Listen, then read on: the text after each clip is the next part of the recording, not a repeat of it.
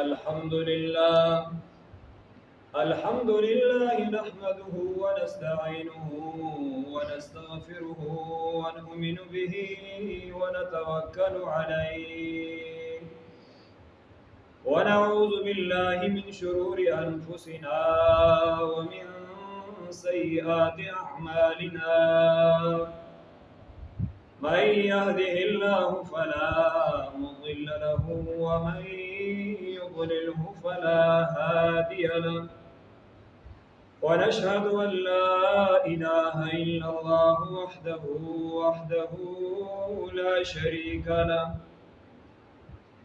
لا شريك له ولا نزير له ولا وزير له ولا مشير له ولا معين له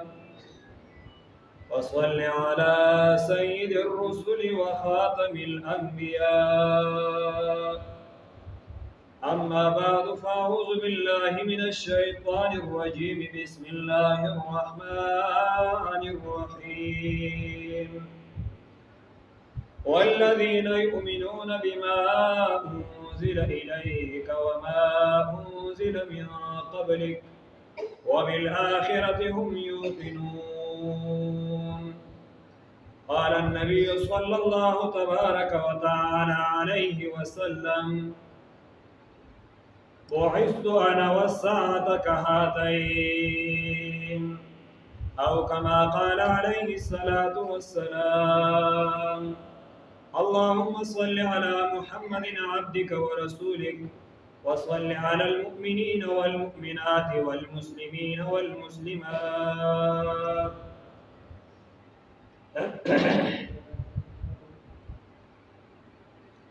kaka ya wuce alwai kwararra kana محترم و عزتمند مسلمانان ورونو د هر چا خپل اندازي مال په جوش کې په جذباتو کې بیان چل نه راځي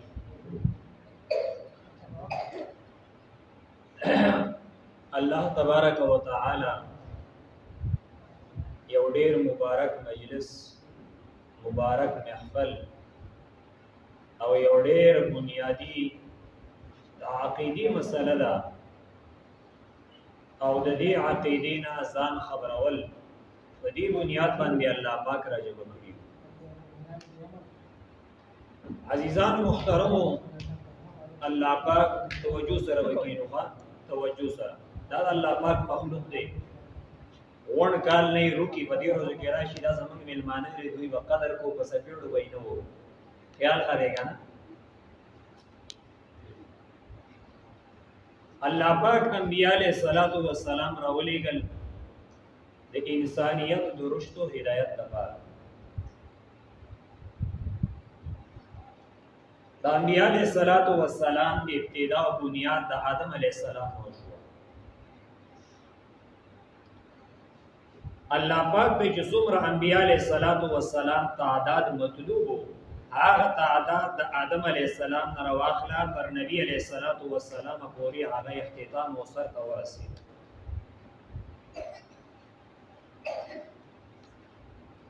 او زمون دا متفقه عقیده ده یاد ساتئ زما دا خبره د زړه په غوږ باندې وورئ یو سړی که د هر مکتبی فکر سره تعلق ساتي بریلیان دي دیوبندیان دي پنځپیریان دي اهل حدیث دي هر مکتبی فکر سره تعلق ساتي د ټولو دا متفقه عقیده ده چې نبی علیہ الصلوۃ والسلام د الله پاک اخیری پیغمبر پرې باندې اجماع ده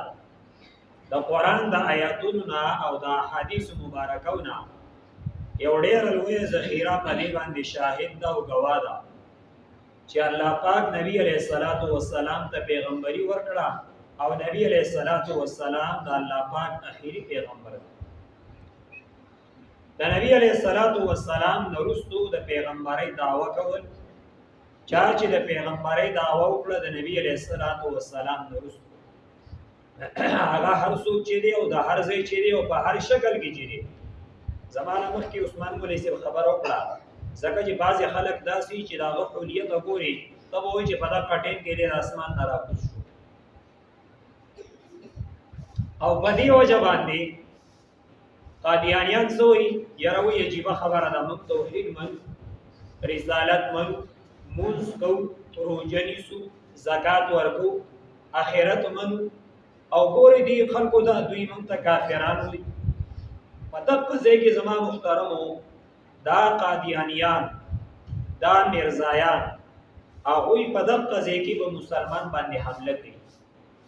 اوس عام ساده مسلمان دی نو هغه هم په شک کې پرېوځي چې ولکه کلمه دوی وایي مونځ کوي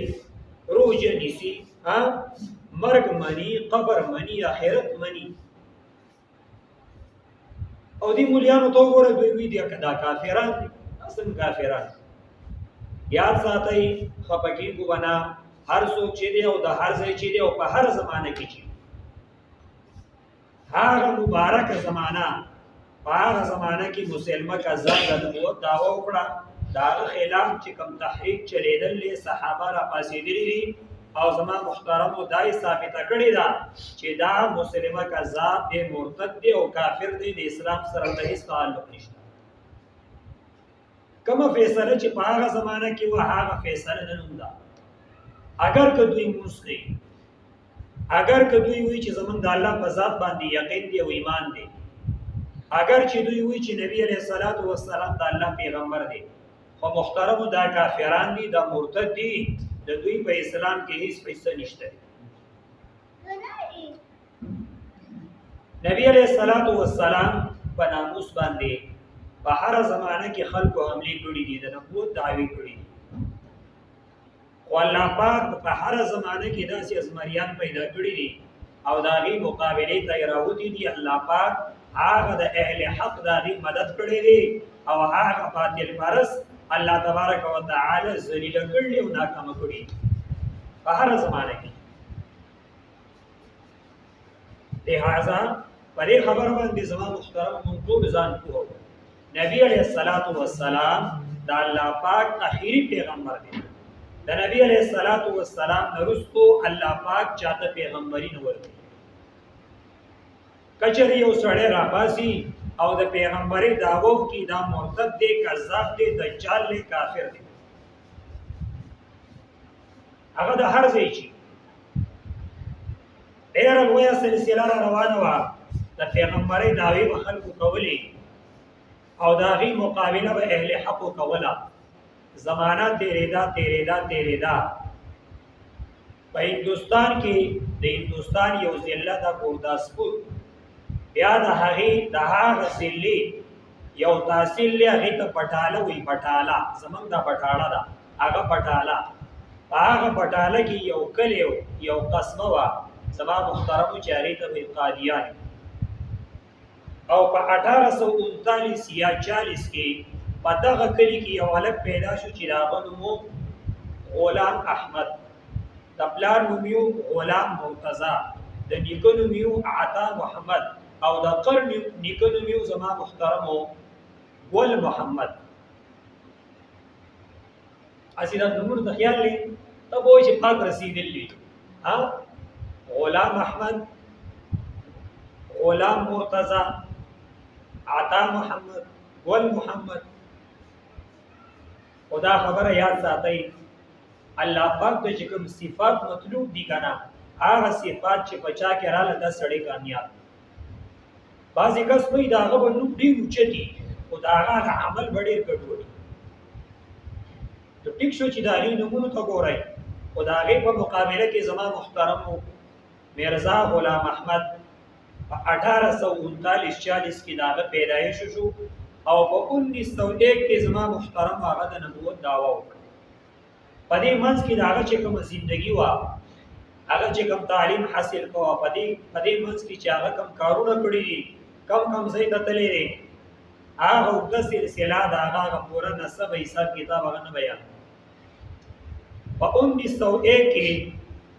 غلام احمد ولګېد او د نبوت دعوه یې وکړه وایي زه پیغمبر یم او یوازې پیغمبري نه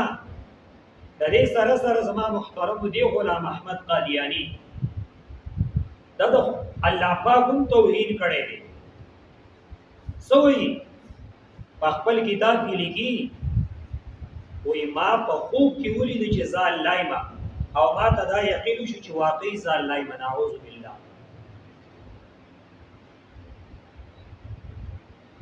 او د دین علاوه د نبی علیہ السلام په شان کې چې د کوم بکواس کړی دي د صحابو په شان کې چې د کوم عجب خوځولې ده د ابوبکر او د عمر رضی الله عنه مبارک لګي وی ابوبکر او عمر دوی خو زما د پیزار د تسمه چې ده کنه د دې د کولهول لایقم دي او څه کوي د نبوت دعوت کوي. محترمو عزتمن درونو هغه د نبوت دعوه وکړه او دا هغې خلاف تحریک روچت شو. دا اوس تموي په هر زمانه کې چې کله باطل سر روچت کړلې الله تبارک وتعالى د هغې د مقابلې دپاره اهل حق ودرولي. په هر زمانه کې صحابو قربانیانې ورکړي د تحفظ ختم نبوت دپاره. په جنگ یمامه کې څومره صحابه شهیدان شو حالانکه په نورو غزواتو کې دومره نور شهیدان شوي. د دې نه اندازه لګي زما محترمو چې د تحفظ ختم نبوت د هغې دفاع کول د هغې دپاره قرباني ورکول د مال او د جان دا څومره ضروري ده. الله تبارک وتعالی اهل حق راپاڅول او د هغه غلام احمد قادیاني د هغه خلاف ودرېد. تحریک چلیدو او خپکیږو بنا بعضې خلک علما د عالم د سیاست سره څه کار دا خبره چا کړې ده پر دې خبره هم ځان پوه کوي. دا خبره دې قادیانیانو شروع کړله او ولې شروع کړله په سن 74 کې چې کله قادیانیانو له مفتی محمود رحمت الله علیه ستن وهله کنه او د اسمبلی نه را بیلپاس شو چې قادیانیان کافران دي. دا هغه وخت زما محترمو دې قادیانیانو د هغې دا کوشش دی چې دا خلک د علماو نه بدزنه شي. نو څه وایي یاره د مولوي صاحب په منبر باندې ښکلی ښکاري په محراب کې ښکلی ښکاري چېرته جمعې ته مخکې شي نو یاره په دې ځای کې ښکلی ښکاري په اسمبلی کې یاره دلته څه ګوري. او بعضې خلک وایي دا غلط فهمي زه ستاسو ځایله کومه په دې خبره ځان پوه کړئ. 1,40,000 کم و زیات پیغمبران اوس کې یو سړی دا وایي که نه چې یاره علما مې ډېر خوښ دي خو سیاسي مې نه دي خوښ. نو سلیمان علیه السلام او داود علیه السلام هم د زمانې مشران هغه هم بادشاهان پیغمبران وو بادشاهان وو عالمان وو. بیا خدا مو وایي یاره نورو پیغمبرانو سره مې ښه لګي خو سلیمان علیه السلام او داود علیه السلام سره مې نه لګي. په دې خبره ځان پوه کوئ د یو پیغمبر نه د انکار وکړو کافر شو. او بیا په دې خبره هم ځان پوه کوئ که یو سړی دا وایي چې د علماو سره مې لګي خو سیاسي سره مې نه لګي نو بیا خو ابوبکر او عمر عثمان او علي زما محترم هغوی هم خلافت کړی. بیا خو دا ووایه یاره د ټولو صحابو سره مې لګي خو د ابوبکر سره مې نه لګي ځکه چې د مشري کړې ده. عمر سره مې نه لګي ځکه چې د خلافت کړی دی. عثمان سره او د علي سره او د معاویه سره او د حسن او حسین سره مې نه لګي ځکه چې دوی مشري کړی. خپکیږو بنا نبی علیہ الصلوۃ والسلام د دنیا نه لاړ. د نبی علیہ السلام نه وروستو د قوم مشر څوک و؟ تاسو وایئ څوک و؟ ابوبکر عالم و که نه و؟ ټول به ماله جواب راکوئ زما له مرۍ ناسته ده. ابوبکر عالم و که نه و؟ عالم. د نبی علیہ السلام نه وروستو د قوم مشر ابوبکر دی عالم. په ابوبکر پسې عمر د قوم مشر دی عالم. په عمر پسې عثمان د قوم مشر دی عالم. په عثمان پسې علي د قوم مشر دی عالم. پته ولګېده زما محترمو د قوم مشري دا د علماو کار دی. تا یو جاهل کرسۍ باندې کېنه ټیک شو وزیر اعظم شو صدر شو اوس زما محترمو د حد څه مسله راله چې غلا وکړه. اوس دی غیر عالم دی دته پته نشته دی دی به د قرآن نه په کوم ځای کې ثابتوي چې بھائی په غل باندې سزا ده د به لس کټ کي خو چې عالم هغه به قرآن راواخلي چې وایي دا د قرآن فیصله ده والسارق والسارقة فاقطعوا أيديهما جزاء بما كسبا نكالا من الله. یو کس زنا وکړه، اوس د قوم مشر چې دی هغه یو غیر عالم دی، جاهل دی، هغه د څه بدلېږي چې وایي د دې سزا څه ده؟ چا شراب وڅښل او په ده باندې ثابت شو ولي دی شو، نو اوس د هغې چې کومه سزا ده اوس جاهل ته څه پته ده چې وایي دله به کومه سزا ورکړه. په دې وجه دا خبره په خپل دل و دماغ کې کېنو چې د قوم مشري کول دا د علماو کار دی. دې لپاره محترمو د نبي علیه السلام د ختم نبوت مسله ده، ټولو له پکار ده چې دا خبره خپل دل و دماغ ته کوزه کړي، په دې خپله عقیده باندې ځان پوه کړي چې د نبي علیه السلام نه وروستو که چا د پیغمبرۍ دعوه وکړه دا مرتد دی، زندیق دی، کافر دی، اسلام کې د ده هېڅ حصه هم نشته. هغه هر څوک چې دا خبره ځکه کوم په دې زمانه کې قادیانیان لګېدلي دي، تاله به راځي تاله نوکري در کوم، واده درله کومه، زوی له درله نوکري در کومه، ستا علاج به مفوتي، ستا چې څومره خرچه راده کوم دا زمونږ په ذمه ده، یاره ته زمونږ سره ملګری شي. او چې د هغې سره ملګری شي زما محترمو بس د اسلام نه خلاص شو، د ایمان نه د لاس ووینځه، خبره ختمه شو. قادیانیان کافران دي، په دې خبره ځان پوه کړئ. او دا مسله هم فقهاو لیکلې ده، څوک چې قادیانیانو ته کافر نه وي دا سړی هم کافر دی. آپ کے مسائل ان کا حل وہی ګورئ اولنی چې اوس ماښام مې کوتوسي اوس څوک چې قادیانیانو ته کافر نه وي که نه او نکتې پکې لټوي بعضې کسي که نه کوشش کوي چې دا قادیانیان مسلمانان وګرځي. په اسمبلو کې داسې خلک د هغې کوشش دی د قادیانیت د هغې د پرچار دپاره کوششونه کوي او کوشش دا کوي چې موږ دا ثابت کړو چې دا قادیانیان مسلمانان. یاد ساتئ چا چې قادیانیانو ته مسلمانان ووایي دا سړی هم کافر شو، دا کافران دي، دا ثابته شوې ده. په هغه زمانه کې د علماو په نګرانۍ کې د اسمبلۍ نه دا بیل پاس شوی دی چې میرزا غلام احمد قادیاني او د ده منونکي موجوده دي یا به راځي چې څوک د ده په نبوت باندې ایمان راوړی دی وایي دا سړی کافر دی. لہذا من به د خپلې عقیدې خیال ساتي. د نبي علیه السلام د ختم نبوت کومه مسله ده د دې به خیال ساتي، د هغې لپاره څه قسمه قرباني راځي زما محترمو هغې ته به تیار اوسو، په دې خبره باندې ځان پوه کړو. او د نبي علیه السلام کامله تابعداري دا به د خپل ژوند مقصد جوړ. خفه کېږو به نه. زه به یو خبره وکړم، په ډنمارک کې د نبي علیه السلام ګستاخي وشي، په بل ملک کې د نبي علیه السلام ګستاخي وشي، مسلمانان راوځي روډونو ته احتجاجونه کوي، څه چل دی بهی زموږ د پیغمبر په شان کې ګستاخي شي. مسلمانان احتجاج کوي که نه کوي او کول پکار دي. اوس زه ستاسو نه یو تپوس کوم، زموږ څومره مسلمانان وروڼه دي چې هغوی د نبي علیه السلام په شان کې ګستاخي کوي، پټکي ته سپک ګوري. دا ما ته ووایه دا زما په سر چې پټکی دی دا زما سنت دی که د نبي علیه السلام سنت دی؟ زموږ څومره مسلمانان وروڼه دي چې هغوی ګیرې ته سپک ګوري، دا ګیره د ملا سنت دی که دا د نبي علیه السلام سنت دی؟ په دې خبره ځان پوه کوئ. څنګه چې د نبي علیه السلام په شان کې د ګستاخي وکړه کافر کېږي، دقه شانتې د نبي علیه السلام سنتو پورې خندنې کول، د نبی علیه السلام سنتو ته سپک کاتو، په دې باندې هم سړی کافر کېږي. په دې مسله باندې ځان پوه. دا نه یو هندو که نه قبلې ته یې مخ کړی و او زما محترمو امتیازې کولې، یو مسلمان پې د شا غاړې راغی او د ګریوان نه یې ونیو، ولکه وي دا څه کوي، دا خو زموږ قبلې ته مخ کړلی، سټ نه یې ونیو شا باسه قبلې ته زه ګوړه بول.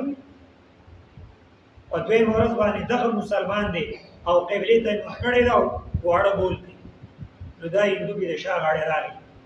ولکه پرون خو چې ما قبلې ته مخ کړی و نو ما ته خو دې وایي چې قبلې ته دې مخ کړی دی او تا زموږ د قبلې توهین وکړو، نن دې په خپله ته مخ کړی واړه بول کوي. نو دا مسلمانانو ته څه بده شته؟ ولکه زمونږ خپل قبله ده کوم ورته شاکو وکم خو کی کو بنا غیر مسلمه زمونږ د پیغمبر په شان کې ګستاخیو کی منګله باغی باندې خفقان راځي زمونږ څومره مسلمان ورونه دي زما محترم د نبی علیہ السلام د سنتو پوری خندنی د نبی علیہ السلام سنتو د سپکوري تاسو ته د خفقان خبره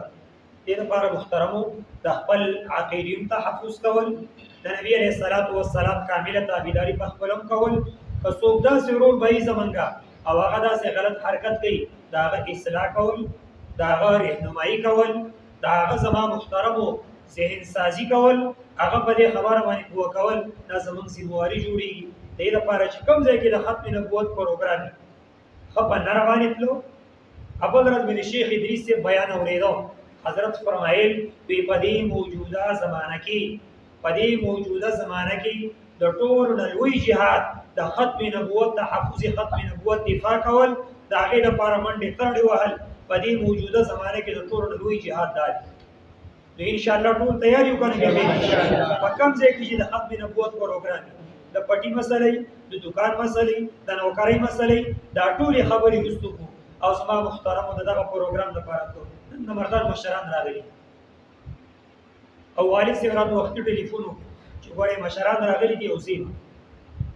ما سوچ وکړ چې دلته هم دا پروګرام ورشه په دې کې شریک شه او فوراً بیا د دې ځای نه وځه ځان هلته ورسه دې لپاره محترمو نورې تقاضي